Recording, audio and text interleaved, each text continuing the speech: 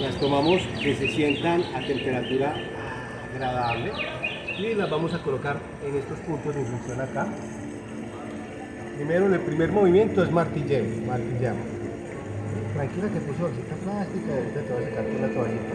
Martilleo. Y después el segundo movimiento es deslizamiento, deslizamiento, deslizamiento, deslizamiento, de adentro hacia afuera, manteniendo el surco natural de los músculos, de adentro hacia afuera, de adentro hacia afuera, con mucha suavidad, deslizamos. Y precisamente cuando el bruxismo duele es que aquí le hacemos ahí. El tercer movimiento es presión, presionamos, dejamos ahí, siente como ese calorcito va llegando bien adentro de las adenoides, de los huesitos del maxilar inferior, de la unión entre el maxilar inferior y superior. ¿Cómo te relajas? Sientes ese relax del calorcito y alivia, ¿sí ves? Vuelves y lo haces. Entonces tenemos dos tisanas, ¿por qué?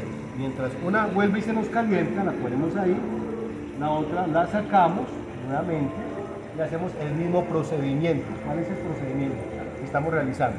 Recuerda los tres movimientos. Primero, martilleo. Martillamos, martillamos, martillamos, martillamos.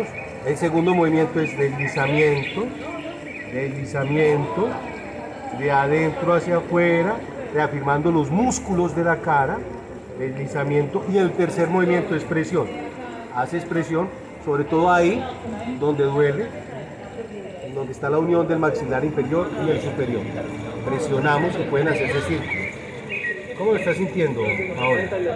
¿Rico, sí o no? Descansa. Esta es una terapia para el bruxismo, con tisana de manzanilla, tiene que ser de manzanilla. Si quieres, publicalo por el Facebook, por internet, para que más gente se beneficie de esto. Esta es una terapia para el bruxismo.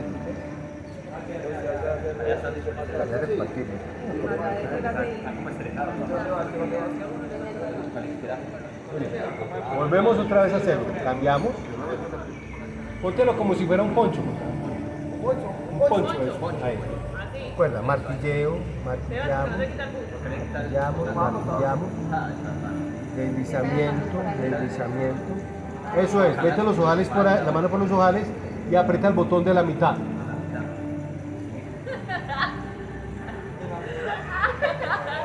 Al lado izquierdo.